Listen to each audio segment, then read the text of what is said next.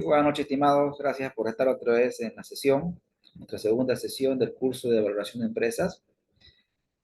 Como lo habíamos mencionado en la anterior clase, que el plan central es uniformar conocimientos y como el método en el cual nos vamos a enfocar más en, en este curso es el método de valoración a través de la metodología de flujo de caja. Y esa metodología tiene como base la matemática financiera. Entonces, para que todos hablemos el mismo lenguaje, la sesión anterior hemos hablado del valor de dinero en el tiempo, hemos hablado de la parte conceptual y hemos aterrizado en algunos ejemplos, pero fundamentalmente nos quedamos con un término importantísimo que para las finanzas, el valor de cualquier activo, recuerden ustedes la lógica básica que cuando nosotros hacemos una inversión en un activo, hacemos una inversión. Buenas noches, Marco. Saludos. Cuando nosotros hacemos una inversión, esperamos que esa inversión en el futuro nos genere flujo de caja. Es decir, hacemos una inversión y esperamos que en el futuro esa inversión nos genere flujo de caja. Entonces, el valor de esa inversión, el valor de cualquier activo, de cualquier decisión que tomemos, va a ser igual a qué? Al valor presente de los flujos futuros que promete ese activo. Entonces, para las finanzas, el valor de cualquier activo es el valor presente de los flujos futuros que promete ese activo. Entonces, para las finanzas, la evaluación se resume en actualizar flujo de caja. Y para actualizar flujo de caja, nosotros necesitamos fundamentalmente dos componentes. El primer componente que necesitamos es actualmente el flujo de caja proyectado. Es el flujo de caja proyectado. Y además, para poder actualizar, requerimos una tasa. El segundo componente es la tasa de descuento. La tasa de descuento. Y se llama tasa de descuento porque nos permite actualizar los flujos, descontarlo a valor presente. Entonces, básicamente, eso es lo que hemos visto la anterior clase, ese concepto. Y para las finanzas, lo que nos interesa a nosotros en este taller es conocer el valor de un activo, el valor de cualquier activo. La anterior sesión vimos lo que conlleva la valoración de un crédito, ¿no? El análisis que hicimos fue un análisis básico donde el valor del crédito, ¿cuánto es el valor del crédito? El valor del crédito simplemente es actualizar los flujos futuros de ese crédito. Entonces, voy a dejar de compartir, me voy a ir a la última lámina, a esta de aquí, estas últimas dos láminas, donde aquí lo central son las fórmulas y el concepto básico, ¿no? Para las finanzas, esta parte es fundamental, miren. Para las finanzas, el valor de cualquier activo es el valor presente de los flujos futuros que promete ese activo. Y estas son todas las fórmulas, las primeras dos, son para flujos finitos, o sea, flujos que tienen un principio y flujos que tienen un final. Y esta fórmula de aquí es para flujos perpetuos, es decir, flujos que tienen un principio pero que no tienen un final. Y la cuarta también es para flujos perpetuos, pero a diferencia de la anterior, esta considera una tasa de crecimiento G. Entonces, ahora mismo vamos a hacer aplicaciones. La anterior sesión hemos hecho aplicaciones y hemos hablado de la evaluación de un crédito, Ahora vamos a hacer la aplicación de la evaluación del precio de una acción. Vamos a estimar el precio de una acción a través de la metodología de los flujos de caja. Entonces, la lógica es la siguiente.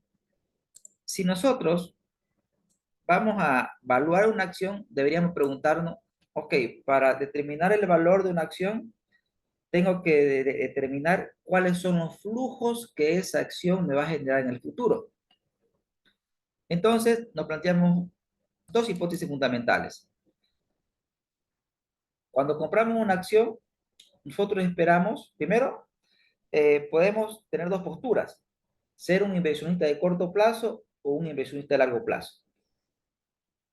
Si usted compra una acción y tiene una postura de corto plazo, solamente le interesa comprar un precio bajo, vender un precio mayor, y su ganancia es el diferencial.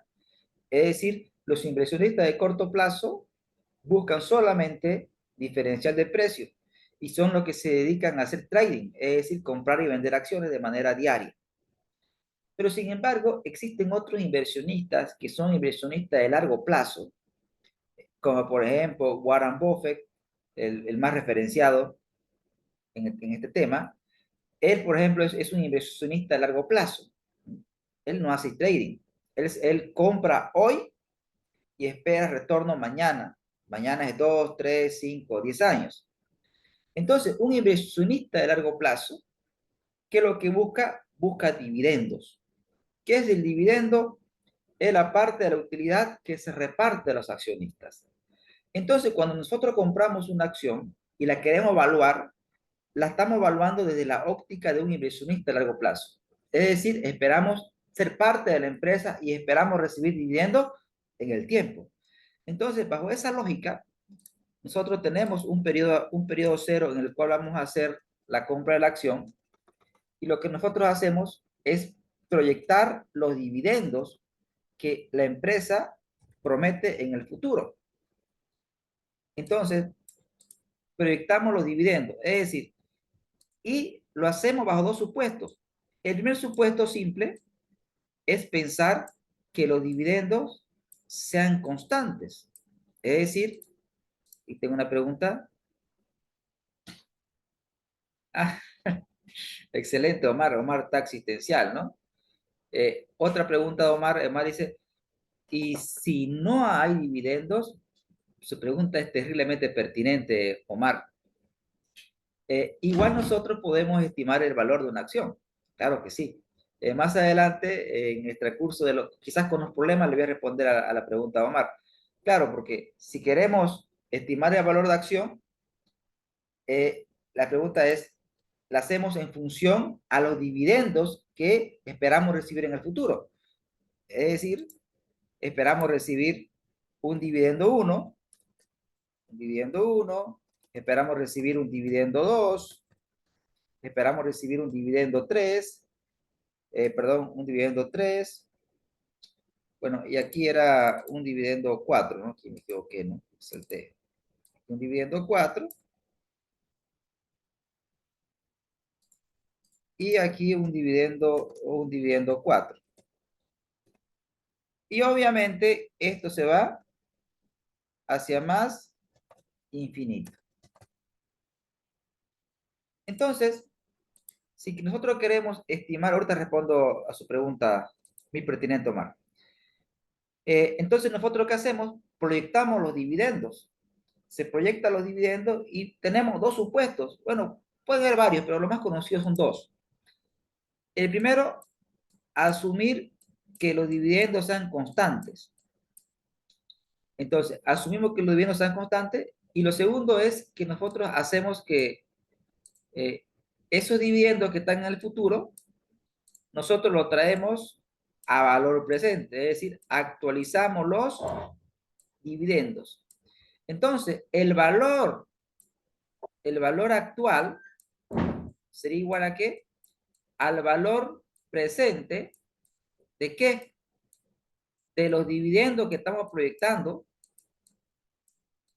actualizado a una tasa. Esa tasa la vamos a llamar K sub E.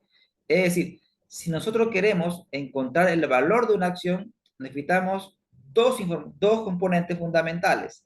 La tasa de descuento, uno, y dos, necesitamos conocer los flujos futuros y esos flujos futuros, uno, el supuesto es que sean perpetuos. Porque si vamos a valorar una acción, nosotros asumimos que la empresa va a tener vida perpetua, es decir, que va a sobrevivir a los dueños.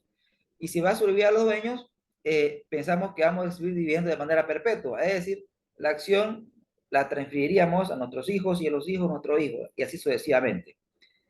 Si asumimos esa lógica de que la empresa, uno, paga dividendos y que la vida es perpetua, vamos a trabajar con dos escenarios. El primero es asumir que los dividendos sean constantes y perpetuos. Punto número uno. Y otro supuesto que también es racional, asumir que los dividendos tengan un comportamiento creciente en el tiempo. Es decir, que tenga un comportamiento creciente. Entonces tenemos dos supuestos fundamentales. El primero, asumir que sean constantes. El segundo, asumir que sean crecientes. Voy a hacer ejemplos de ambos casos. Voy a hacer ejemplos de ambos casos. Y posteriormente voy a dar respuesta a la pregunta pertinente de Omar. Entonces, dejo de compartir y lo que estamos acá calculando es el evaluar, la evaluación de una acción. Dejo de Ingeniero, compartir. Adelante, adelante, pregunte. una consulta. Este método que vamos a revisar, no sería el precio del mercado, ¿no? Todavía, sino sería una base para la negociación del precio de compra-venta de acciones, ¿no? Como referencia, ¿no? Excelente pregunta, ¿no? En realidad no estamos ahorita en el tema de la evaluación, estamos en la parte introductoria y lo que les estoy presentando es simplemente que el uso de la matemática financiera para estimar el valor de un activo. Aplicaciones de matemática financiera, obviamente que más adelante quizás esto lo vamos a ver como un método que forma parte de los métodos de múltiplos. Pero lo que yo estoy buscando ahora mismo es aterrizar, es decir, de explicar cómo la matemática financiera sienta las bases de la valoración. Ahora, la pregunta puntual de Ah, Limber me está mencionando, ¿este es un precio? No, esto es el valor tal cual, Limber, un valor, una metodología de evaluación, como usted bien lo decía, que sienta las bases para tomar una decisión. A la ya. pregunta de Limber la extiendo. Para tomar una decisión de inversión, o sea, la compra de una acción, si tenemos una postura de largo plazo, si tenemos nosotros una postura de largo plazo, entonces tenemos que hacer un análisis fundamental.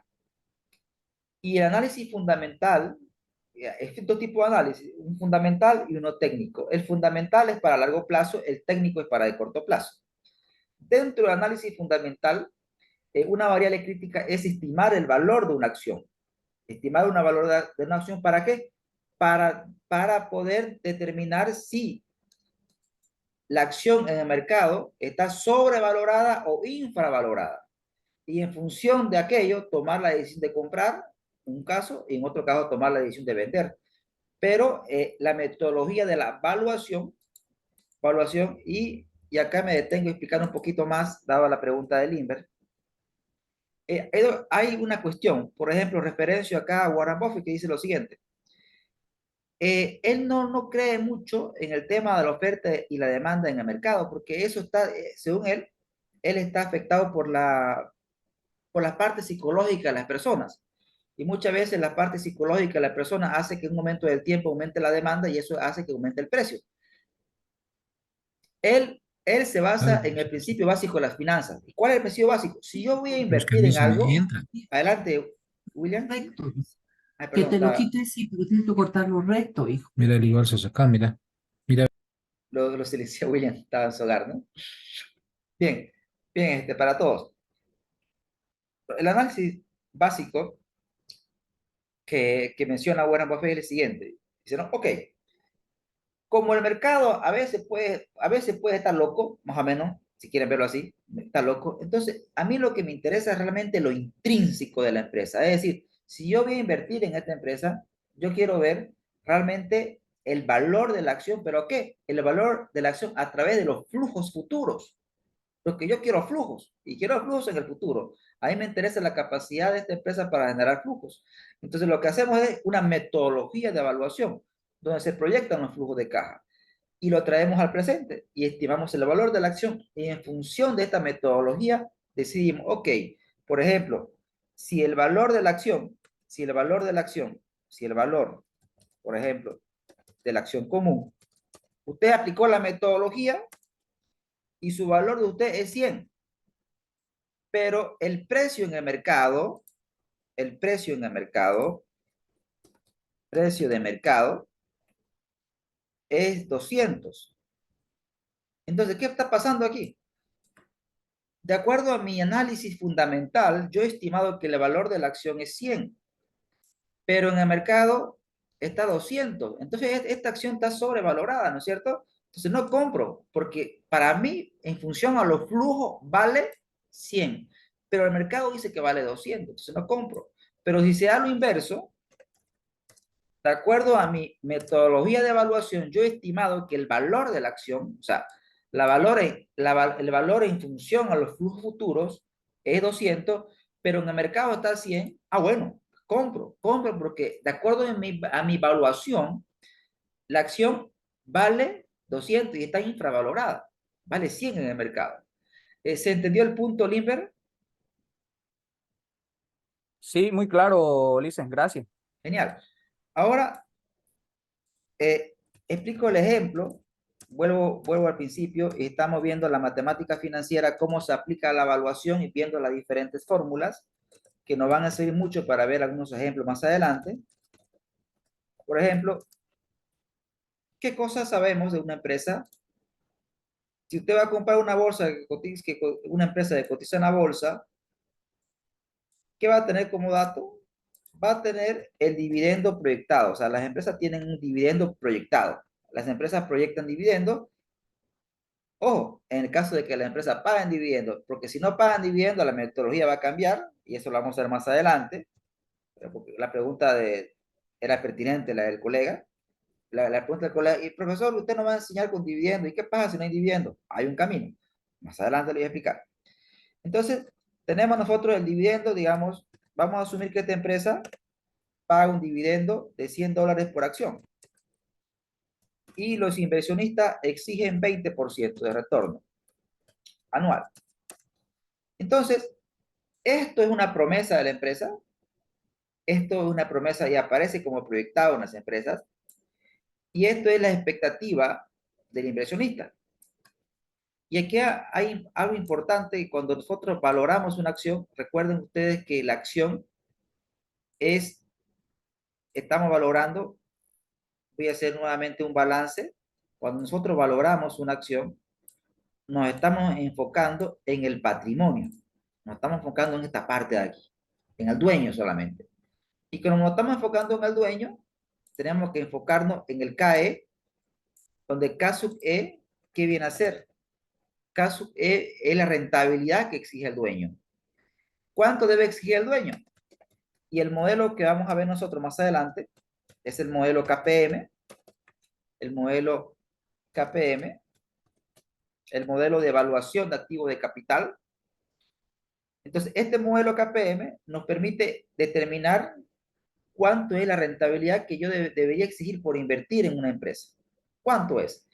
Y obviamente hay una metodología básica y hay una metodología extendida que se aplica a países de América Latina, que no tienen bolsa de valores muy desarrolladas. Entonces, para determinar el valor de una acción que necesito determinar la expectativa de rentabilidad del inversionista, primer elemento, y segundo elemento, los flujos futuros. Necesitamos conocer los flujos futuros. Y en este caso, los flujos futuros vienen dados por los dividendos. Por los dividendos. Entonces, ¿cómo determino el valor de la acción? ¿Cómo determino el valor de la acción? Y ahí aplicamos la matemática financiera. Entonces, esto es una perpetuidad. Y el valor de una perpetuidad, de acuerdo a lo que hemos visto en la última.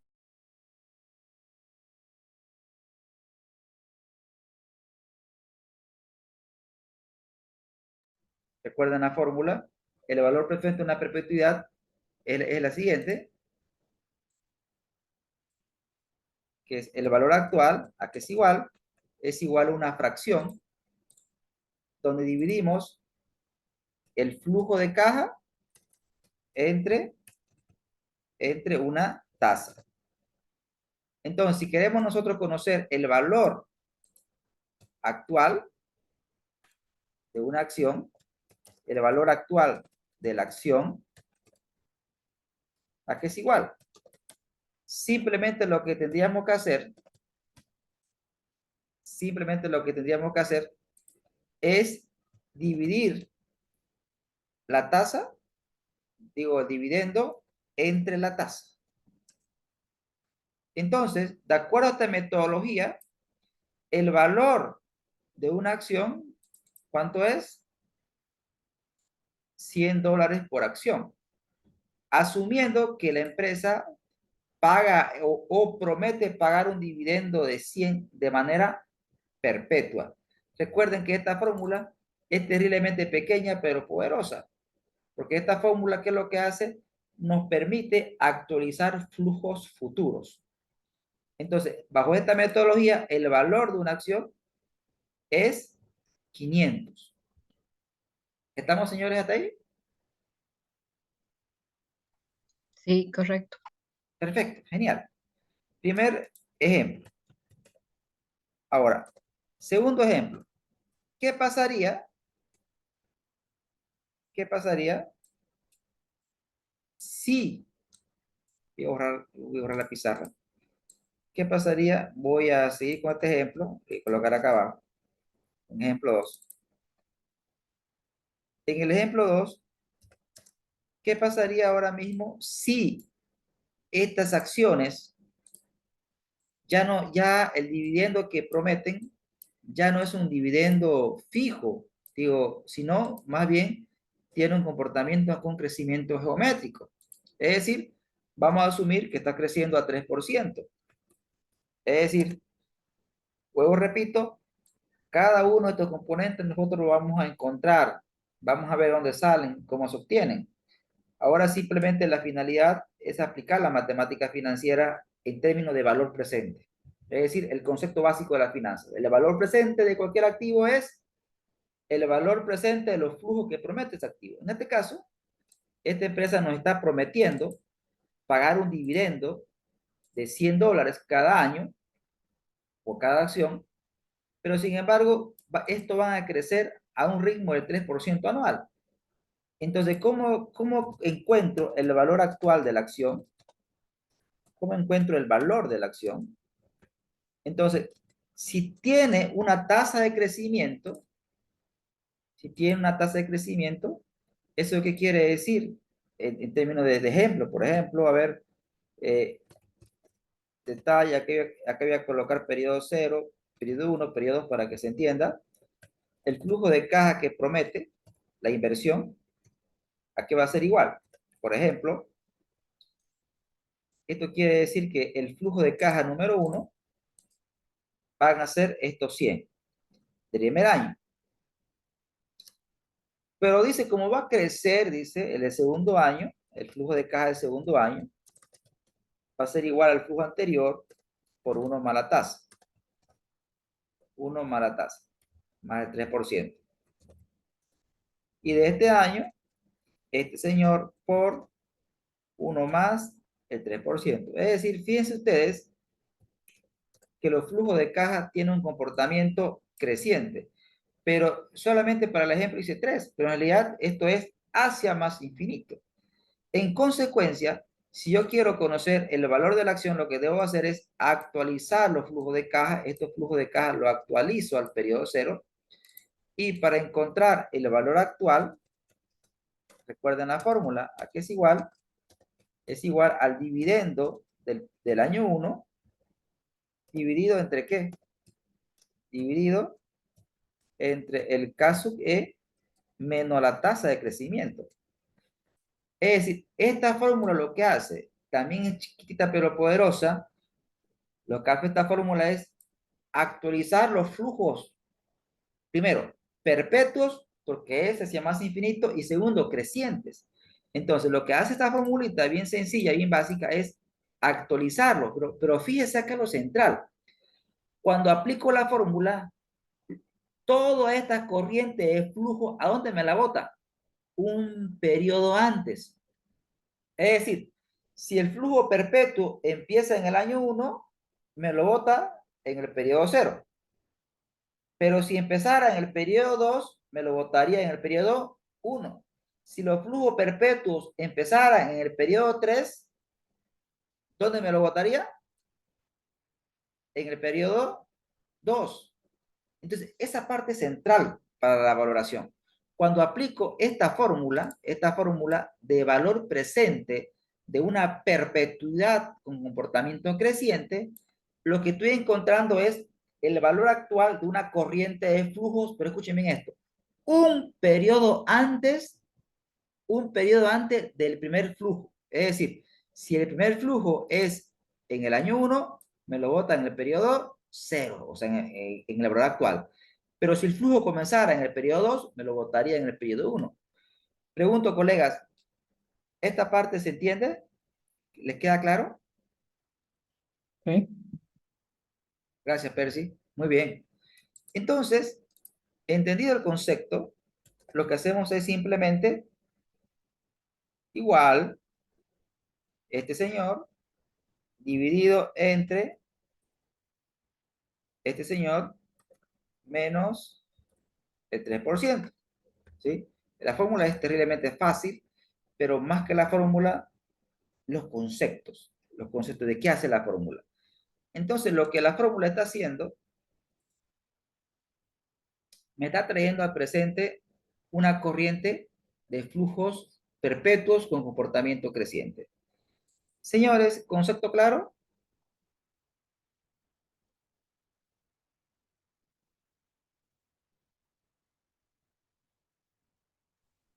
Una pregunta, profesor. Adelante, Percy.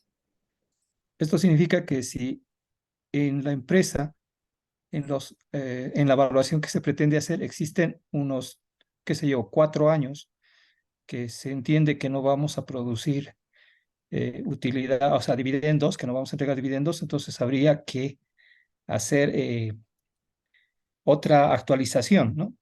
Totalmente correcto, Percy. Totalmente. Excelente.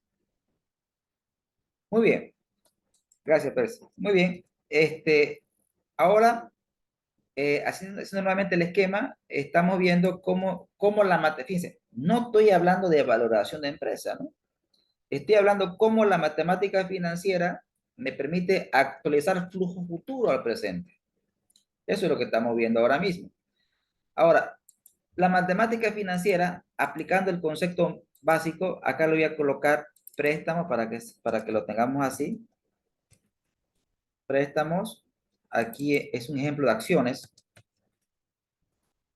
Y acá voy a hacer un ejemplo que se llama valuación de inversiones. Valuación de inversiones. También la matemática financiera, en su versión básica, nos permite evaluar inversiones.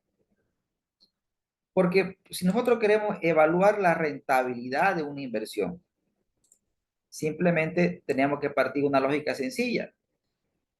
Si nosotros hacemos una inversión, muy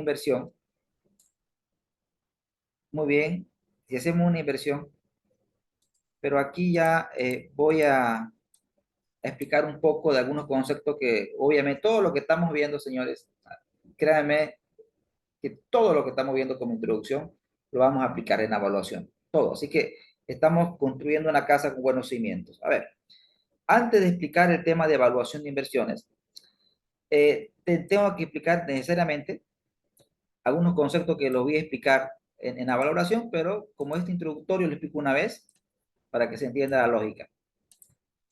Cuando nosotros valoramos una empresa, tenemos que diferenciar lo que es un balance contable de un balance financiero. Para ver la diferencia, primero entendamos lo que es un balance contable, que es el que todos conocemos. Un balance contable básicamente se divide, o sea, tiene una división muy muy simple, que todo, en que su mayoría la conocemos, que tenemos por aquí el activo corriente. Por acá tenemos el activo no corriente. El activo no corriente. Y por aquí tenemos el pasivo corriente. Y también tenemos el pasivo no corriente.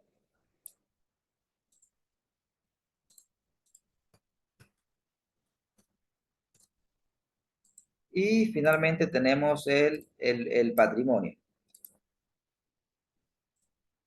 Tenemos el patrimonio. Entonces, bajo la lógica contable, nosotros en análisis financiero sabemos que esto se llama inversión. Inversión. Y a esto le llamamos...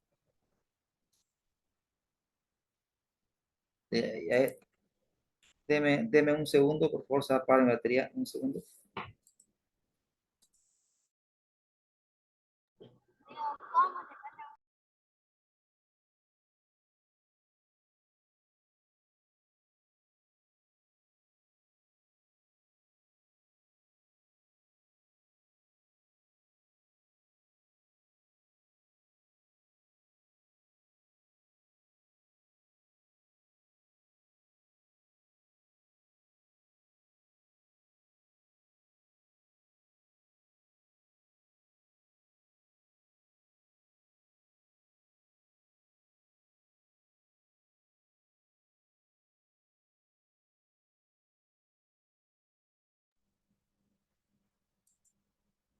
Muchas gracias. La batería estaba jugando una mala pasada. Bien, ahora sí, ahí me di cuenta. Ok, le decía que bajo la lógica contable, a esto le llamamos inversión, a esto le llamamos financiamiento. Bien, algunos conceptos importantes que lo vamos a usar más adelante. Que recuerden todos ustedes que para evaluar, no puede usted evaluar sin hacer un análisis financiero previo. Es decir, el punto de partida de una evaluación es saber cómo está la empresa. Un análisis financiero nunca va a estar de más ante una evaluación. Entonces, para hacer un análisis financiero tenemos que recordar algunas cuestiones importantes, por ejemplo, qué es el activo corriente. El activo corriente, como su nombre lo indica, corriente, ¿no? Corriente hace relación a un río, es decir, que el agua corre, circula, activo circulante, ¿no? De ahí viene el nombre corriente. Y básicamente la lógica de corriente es que primero tenemos efectivo, luego de ese efectivo se hace inventario, luego de ese inventario se hace una cuenta por cobrar si vendemos a crédito y luego vuelve a ser efectivo. Entonces fíjese, de ahí viene el término circulante, circula en círculos, el dinero vuelve otra vez a la empresa y eso es un ciclo. Entonces el activo corriente es todo lo que es dinero o se va a convertir en dinero en el corto plazo. Sin embargo, el activo no corriente son activos que están inmovilizados y son importantes para la prestación del servicio o el tema de la producción. Entonces, tenemos el activo corriente y también tenemos el pasivo corriente, que son las obligaciones que la empresa tiene con vencimiento menor de un año. Y el pasivo no corriente, estamos hablando ya de vencimiento mayores de un año, y el patrimonio básicamente es el dinero del dueño. Esto, señores, es un balance contable, lo sabemos, inversión, financiamiento, una foto de la empresa. Ese concepto, señores, ¿lo tenemos? ¿Clarísimo? Sí. Gracias, Percy. Perfecto. Ahora vamos a lo que nos interesa. De un balance contable vamos a pasar a un balance financiero. En un balance financiero cambia un poquito, algunos componentes tienen otra interpretación. Voy a hacer de nuevo y acá le voy a colocar el nombre de balance financiero. Financiero. Y este concepto nos va a servir para la batería de problemas que tenemos para esta sesión. En el balance financiero quiero comenzar por la parte derecha. En la parte derecha, en el balance financiero, se coloca también la deuda, la vamos a simbolizar con D, donde aquí lo central es que estamos colocando deuda, pero acá va lo interesante. Esta es la deuda con costo financiero. Es decir, estamos hablando de una deuda que genera intereses. Vean ustedes lo interesante, ¿no? O sea, ya cuando hablamos nosotros de pasivo, acá la llamamos de deuda, pero estamos hablando de una deuda que genera costo. Básicamente estamos hablando de la deuda financiera. Entonces, primer elemento diferenciador. Y usted me dirá, pero profesor, si usted mete acá la deuda, no cuadra el balance, ¿no es cierto? Si solamente meto la deuda con costo financiero aquí, ¿dónde meto lo demás? Primero, veamos a ver. ¿Qué deuda tiene costo financiero? Los préstamos bancarios, los bonos. ¿Qué no tiene costo financiero? ¿Me ayudan? ¿Qué pasivo no tiene costo financiero? Proveedores, correcto. Impuestos por pagar, todo lo que sea por pagar diferente de la deuda financiera. Entonces, ¿dónde lo metemos eso? En la valoración, señores, eso lo metemos al otro lado para que el balance cuadre y lo bautizamos con un nombre técnico. Eso se llama NEOF. Se llama necesidades operativas de fondos. Ese es el concepto técnico, necesidades operativas de fondos. Entonces, ¿qué son? Profe, ¿entra acá los Adelante, pagarés Lima. también? ¿Podrían entrar los pagarés, aunque sean de corto plazo? Perfecto. Claro que sí, si devengan interés están aquí sin importar si son de corto o de largo. Buena sustitución limpia. Aquí va la Perdón, deuda. profesor, Adelante, Percy. complementando al INBRE, ¿también los reportos entrarían ahí? Claro que sí. Si son operaciones que devengan intereses, sí. Sí, Percy.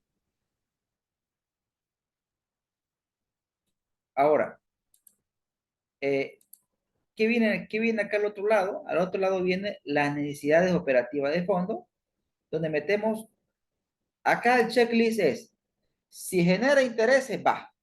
Si no genera intereses, no va. Entonces, si genera intereses, va. Si no genera, no va. Todo lo que no genera intereses lo mandamos aquí a la necesidad operativa de fondos. Y la necesidad operativa de fondos, ¿a qué es igual? Lo voy a hacer. Es igual al activo corriente menos el pasivo corriente sin costo financiero. Es decir, aquí va el activo corriente menos el pasivo corriente sin costo financiero. Y aquí esto no va a cambiar, esto se va a seguir llamando activo no corriente. Esto se llama así activo no corriente. Y aquí, señores, va a aparecer el equity, que sería el patrimonio de los dueños. El equity o patrimonio de los dueños. Entonces, esa es la diferencia fundamental entre lo que es un balance contable y un balance financiero. Y toda, Una perdón, adelante, pregunta, Percy.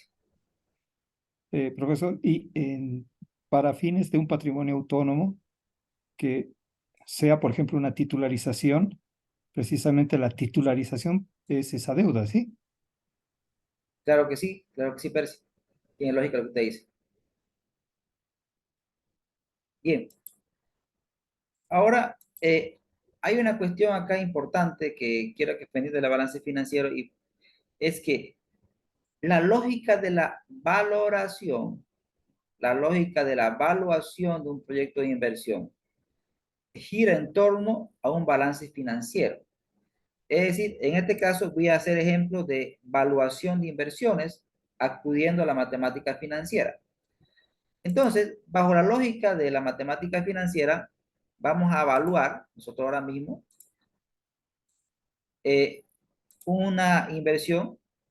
Vamos a asumir que Por ejemplo, que esta inversión, que la inversión que estamos haciendo sean de 25.000 unidades monetarias.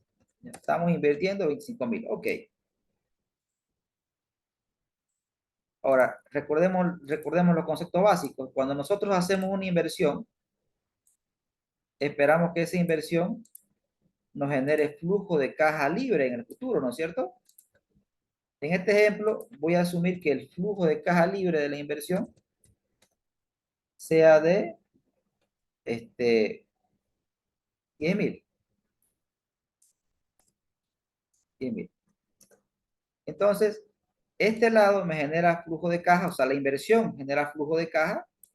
Y para hacer simple el ejemplo, voy a hacer que estos flujos sean perpetuos, ¿ya? Que es una inversión que vamos a usar la lógica de la perpetuidad también. Ahora, aquí tenemos nosotros la inversión, y la inversión me genera flujos, ¿sí? Flujo de caja libre. Y acá viene el concepto ya.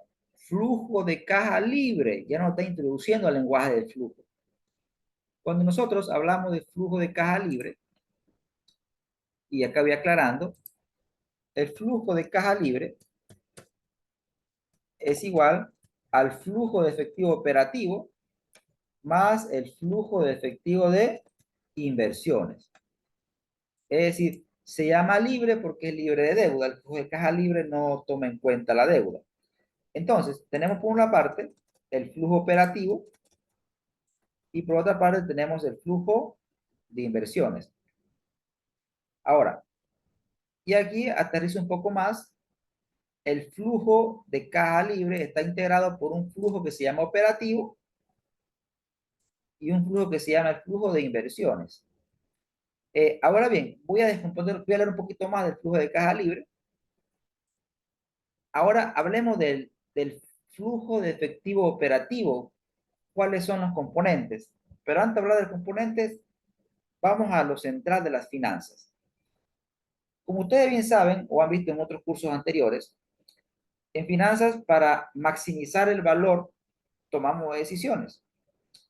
Dos decisiones todas son importantes, pero ahorita vamos a hablar de dos.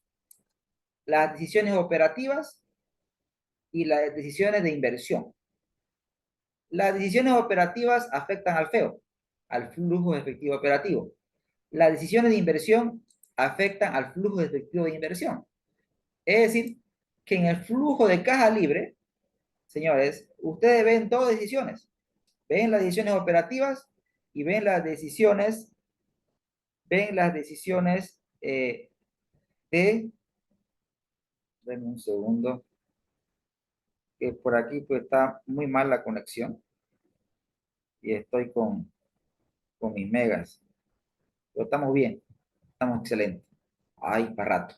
Bien, entonces les mencionaba que el flujo de efectivo operativo, las decisiones operativas afectan al FEO. Las decisiones de inversión afectan al flujo de efectivo de inversiones. Ahora, voy a extenderme un poco en explicar del FEO, el flujo de efectivo operativo, que es un flujo que vamos nosotros a ver mucho en este curso. Y el flujo de inversión es, claro que sí lo vamos a ver mucho, y aquí lo que estamos haciendo es conceptualizando, porque luego lo vamos a desarrollar en el curso. Ahora bien, voy a hablar un poquito más del FEO y voy a hablar un poquito más del FEI. Para eso voy a irme acá a vistas, voy a eliminar la cuadrícula y voy a bajar un poquito para poder explicarle un poco más la teoría. Ahí. Y este señor lo voy a subir un poquito y vamos a hablar del flujo de efectivo operativo primero. Ahora, si nosotros hablamos del flujo de efectivo operativo, el FEO, el flujo operativo primero parte, como su nombre indica, como es operativo, parte del resultado operativo. Parte del resultado operativo. Ahora, ese resultado operativo tiene que ser después de impuesto, es decir, por 1 menos el impuesto. Primer elemento. Ahora, como este resultado operativo está afectado por la depreciación, por la depreciación y la amortización, tanto la depreciación como la amortización no son salida de dinero. Y como están restando a mi resultado, para que ese efecto se anule, sumo la depreciación y la amortización. Sumo la depreciación y la amortización. ¿Qué más? Ahora bien, en un mundo perfecto, el feo ahí termina. O sea, el flujo de efectivo operativo ahí termina en un mundo perfecto. Y cuando hablo de mundo perfecto me refiero a ventas al contado, cuando usted vende y cobra al contado, cuando usted paga al contado, cuando usted paga a contado sus costos, cuando usted paga a contado sus gastos. Pero todos sabemos que el mundo no es perfecto, es decir, las empresas venden a crédito y como venden a crédito también pagan al proveedor a crédito. Y nosotros, por ejemplo, cuando pagamos los sueldos y salarios, hacemos la fecha de corte. A la fecha de corte, ¿cómo quedan los sueldos, señores? ¿Quedan por pagar o no? Usualmente. Usualmente, como dice, usualmente, exactamente. Es salvo excepciones. Por ejemplo, aquí las excepciones son marcadas. Los bancos, por ejemplo, los bancos no va a aparecer la cuenta sueldo por pagar, ¿sí? Porque los bancos generalmente pagan el último día hábil de cada mes. En algunas empresas, por política, pagan el último día hábil de cada mes, por política salarial. Solamente en esos casos ellos no tienen por pagar, pero el resto de las empresas, en su mayoría, aparece por pagar. Entonces, como existen ingresos por cobrar, por pagar, aparecen, tengo inversiones en inventario, entonces ahí tengo que aumentar la variación. ¿De qué? ¿La variación de qué? La variación de las necesidades operativas de fondo. Es decir, que fíjense bien ustedes, el feo está afectado por mi resultado operativo, le sumo la depreciación y la amortización y la variación de las necesidades operativas de fondo. Ahora bien, la película se extiende. Y a su vez, el resultado operativo de una empresa, ¿de qué depende? Depende primero de cuánto vende, depende del precio de venta, depende del descuento que hace, depende de su costo vaya unitario, depende de sus gastos administrativos, comercial, de producción,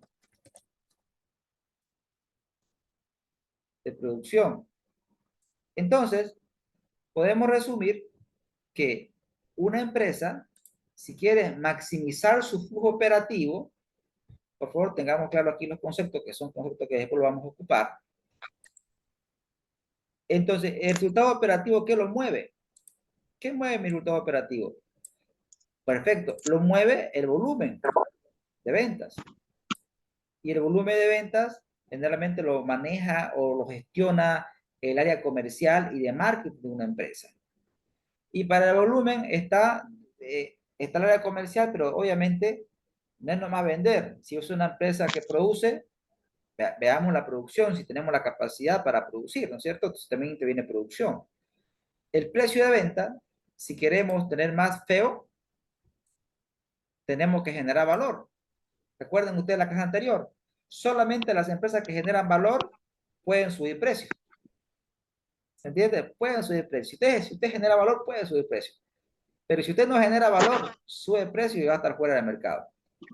Tenemos un micrófono prendido. Por favor, ¿me ayudan? Creo que es... Gracias. Ya se la para, ¿no? Muy gracias. Entonces le decía, subir precio. En el tema de los descuentos también es importante, o sea, el tema de los descuentos, es decir, usted, muchas veces las empresas, lo que gana en volumen lo pierde en margen. Es decir, usted puede vender mucho, pero si hace descuento a diestra y siniestra, lo que está haciendo es deteriorando su margen. Y al final del día, no está generando más flujo, quizás puede destruir flujo.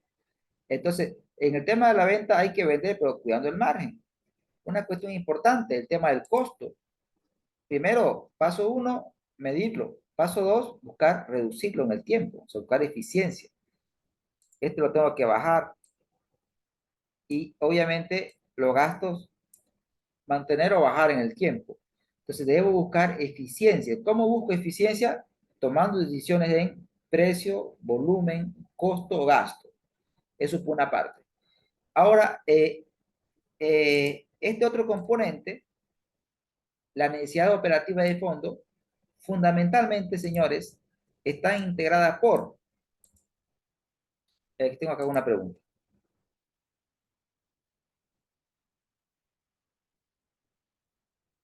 Dice, una consulta, dice Sergio. Si el flujo de caja libre no debe de considerarse el impuesto por que los restantes, porque, ok, respondo su pregunta, Sergio. Dice, flujo de caja libre. Flujo de caja libre es libre de deuda, más no de impuesto, ¿sí? La única diferencia es que el impuesto lo calculamos sobre el resultado operativo y no así sobre la utilidad ante impuesto, porque recordemos lo siguiente. Primero está el resultado operativo. Del resultado operativo pago mis intereses. Del pago de mis intereses recién aplico el impuesto, ¿no es cierto? Eso lo sabemos por contabilidad.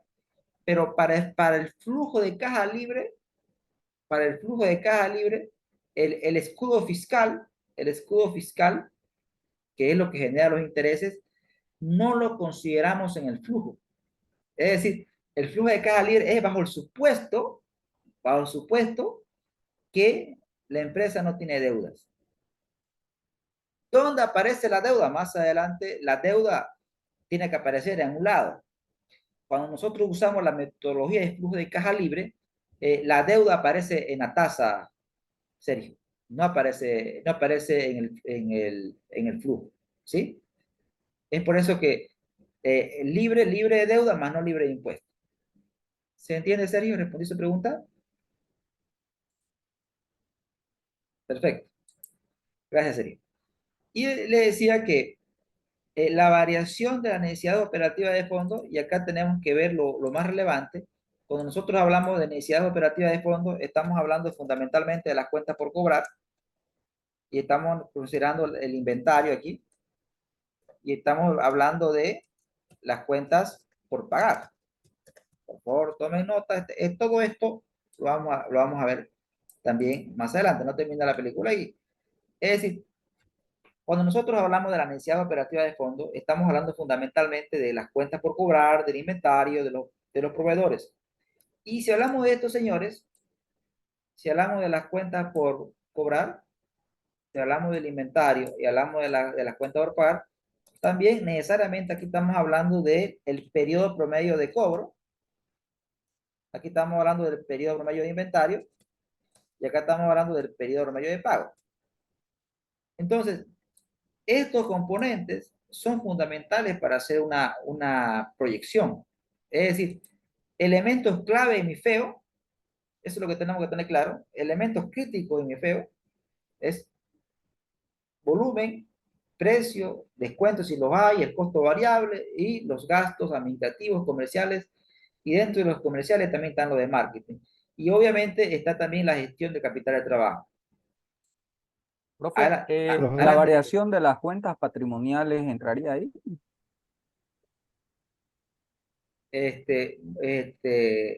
Muy buena pregunta, Limber. Bien, muy bien, muy bien. Excelente su pregunta. A ver, para responder la pregunta, acá hago el mini gráfico rapidingo, violentamente,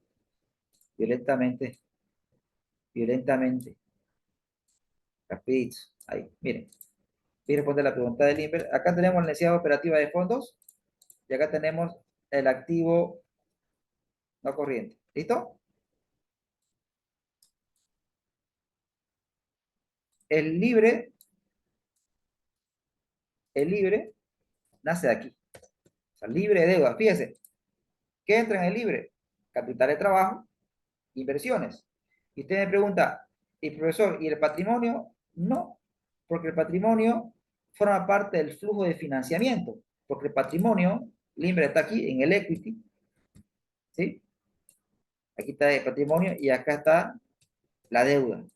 Es decir, como usted bien decía, la variación del Limber del patrimonio, que son estas de aquí, no entran en el flujo de caja libre, Limber, porque están, Allá, pues, forman gracias. parte del financiamiento, Limber. Muchas gracias, profe.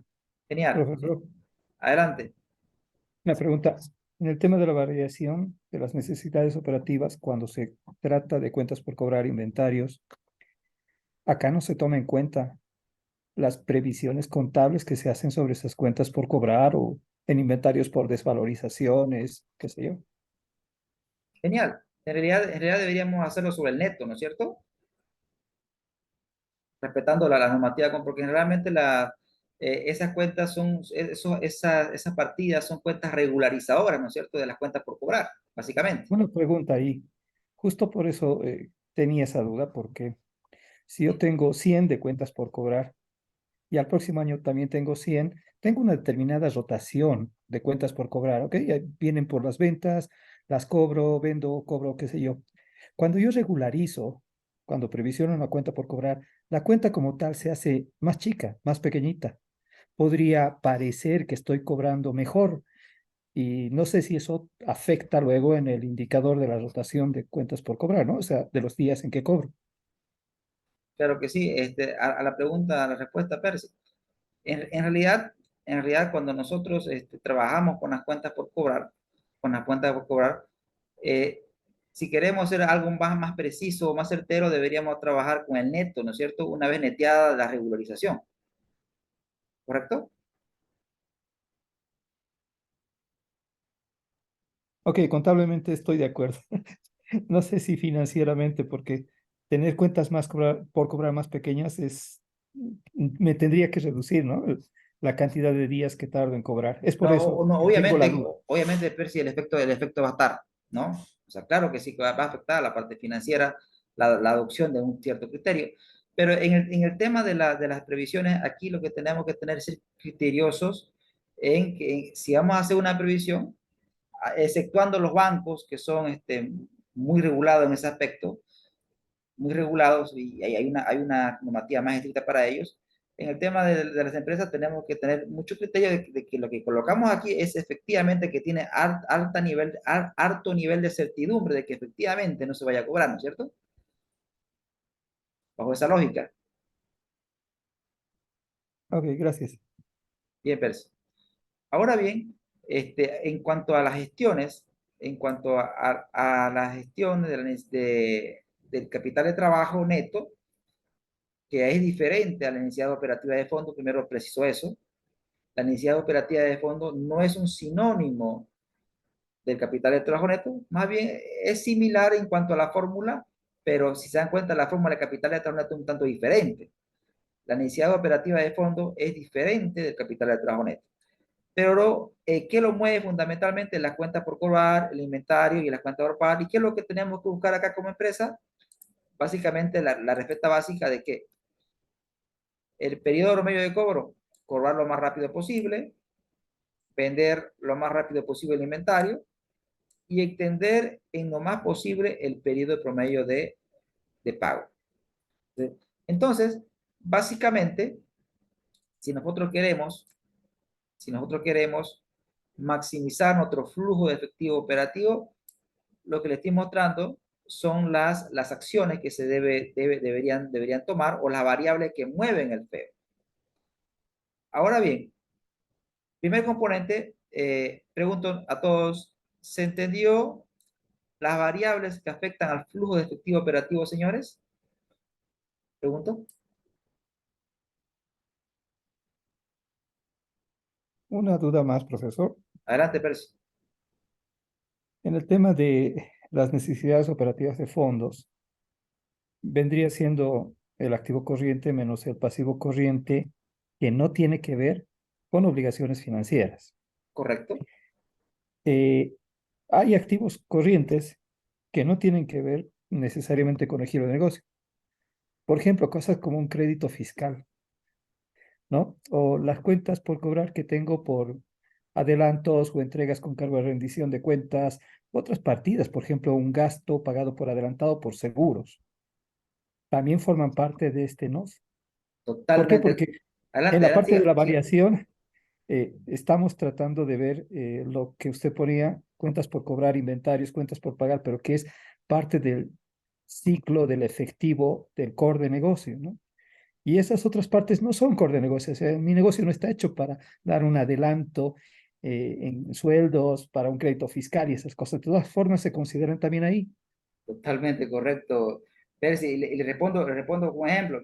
Por ejemplo, excelente su intervención. A ver, por ejemplo, previsiones para indemnización. La cuenta de previsión para indemnización. Generalmente la previsión para indemnización la expresamos como pasivo no corriente, ¿no es cierto? Sí, correcto. Entonces, cuando nosotros estamos calculando nuestro feo, igual esa variación nosotros la tenemos que considerar. Fíjense que es un pasivo no corriente, ¿no es cierto? En otra palabra, esa variación, aunque no implique una entrada de efectivo como tal la previsión, la indemnización, pero igual entra en el cálculo de la operación. Totalmente correcto, Percy. Igual entran a la fiesta, igual los invitamos. ¿Sí? Gracias, profesor. Gracias. Bien. Bien, pregunto nuevamente, señores. Hay una pregunta aquí. Disculpe, me dices, Scarlett. No es igual, es correcto, Scarlett, excelente su pregunta también, la aclaro. El capital de trabajo neto, el capital de trabajo neto es igual al activo corriente menos el pasivo corriente. Fíjense que el capital de trabajo neto es activo corriente menos pasivo corriente y paremos de contar, digamos, ¿no? Tan simple como eso. Sin embargo, en la necesidad operativa de fondo, nosotros no tomamos en cuenta todo el pasivo corriente. Solamente tomamos en cuenta el pasivo corriente sin costo. Es decir, en la necesidad operativa de fondo, tomamos el pasivo corriente. Veamos, acá le voy a colocar al ladito, mire. Igual, activo corriente menos. Mire, hasta ahí lo mismo, ¿no es cierto? Pero ahí le aumento un apellido, le digo, sin costo fin. ¿Nota ahora la diferencia en las fórmulas?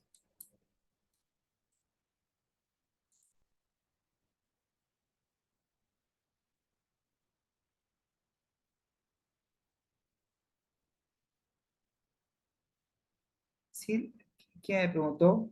Estábamos hablando de que, ya gracias, Carlos. Omar pregunta, dicen, en algunas empresas parten, no, totalmente pertinente la pregunta de Omar.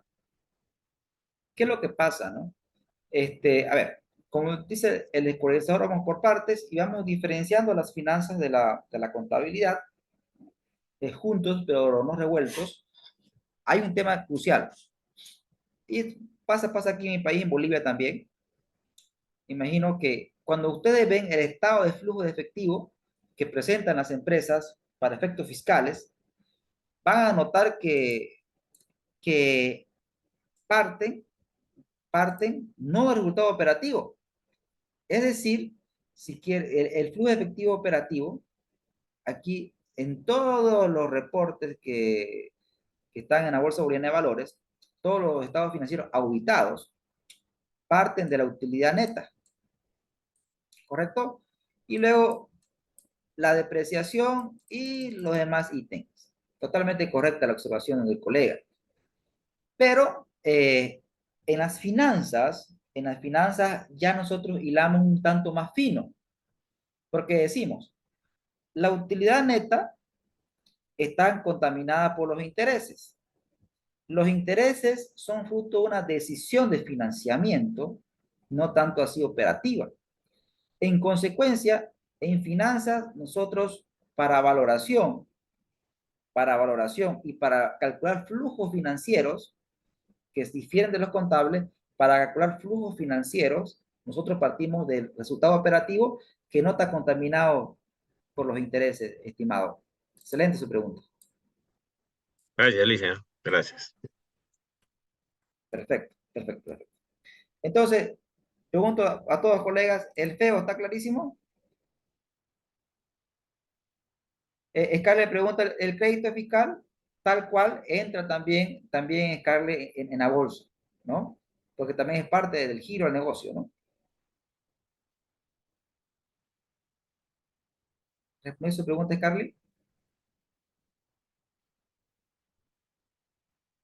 Ahora, en cuanto al efecto, deberíamos ver dónde lo registramos el crédito fiscal y en función de la variación, el efecto generalmente de periodo a periodo si usamos el método indirecto. En la misma respuesta, Carly, que le di anteriormente a su colega, la misma respuesta que las previsiones, ¿sí? Igual, bajo la metodología del método indirecto, nosotros metemos igual las variaciones para calcular el feo. Y tienen que estar en el proceso de cálculo, las variaciones, aún esta no impliquen movimiento efectivo, se lo considera como variaciones de ajuste. Descarga. Excelente. Excelente. Bien. Ahora vamos a hablar del segundo componente. Una vez que tenemos claro las variables que afectan al flujo de efectivo operativo, vamos a hablar de las variables que afectan al flujo de efectivo de inversiones. Entonces, si queremos nosotros incrementar el flujo de caja libre, tenemos que realizar inversiones que generen valor a la empresa.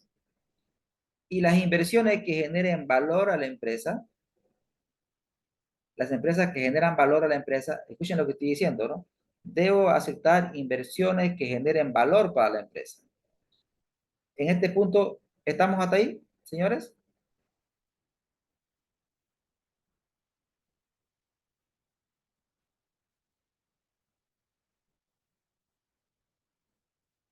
Sí.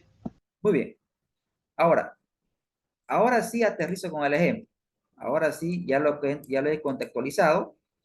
Ahora bien, la inversión genera flujo y estoy asumiendo que es perpetuo. Y aquí tenemos el financiamiento.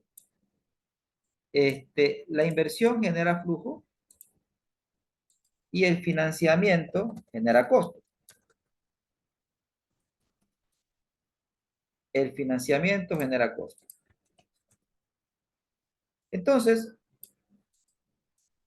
ya aquí ya vamos a utilizar un concepto que luego lo vamos a desarrollar un poco más, pero es el concepto de costo promedio ponderado de capital. El costo promedio de capital, también más conocido como el WACC.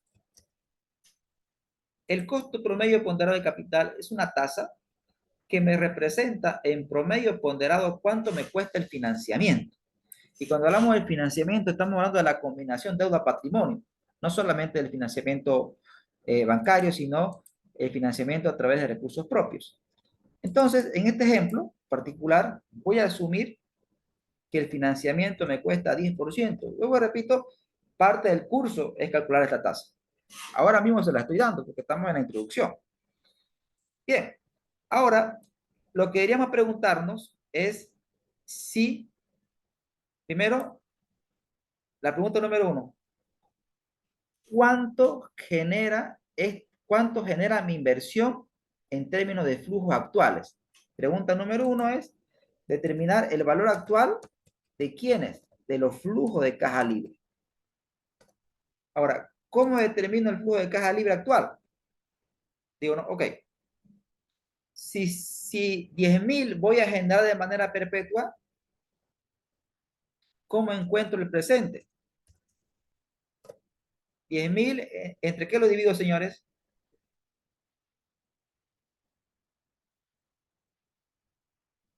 ¿Me ayudan? Entre la tasa de interés. Correcto, el 10%, ¿no? ¿Qué es lo que estoy encontrando?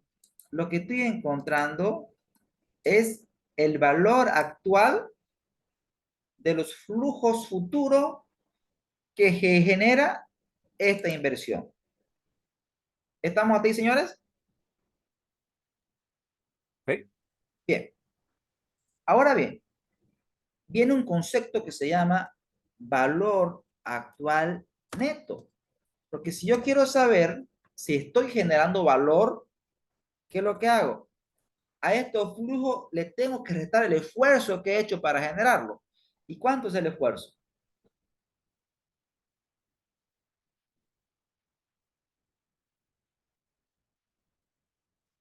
$25,000. Correcto, correcto. He hecho un esfuerzo de 25,000.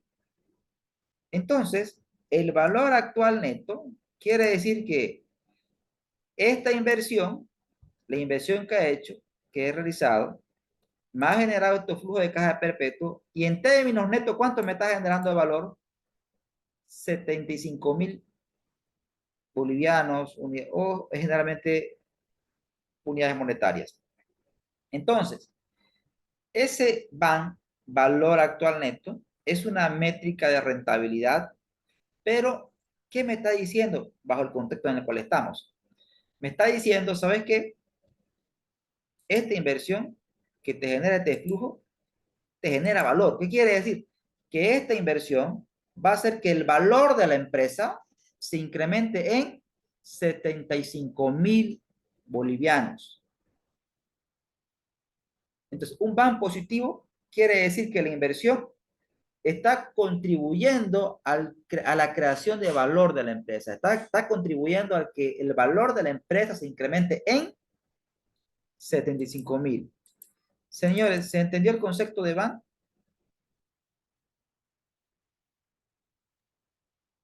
Sí, sí, profe. Perfecto, perfecto. Gracias, Hugo. Muy bien, señores, le voy a solicitar un break de unos 10 minutos para refrescar la garganta y en la segunda parte de la clase lo que vamos a hacer, ya nos vamos a ir entrando un poco más a la matemática financiera, pero con ejemplos sencillos de valoración. Repito, esto no es valoración, es solamente una intro. Y ya todo lo que estamos viendo en pequeño, luego lo vamos a ver en extendido. Descansamos 10 minutos y regresamos, señores.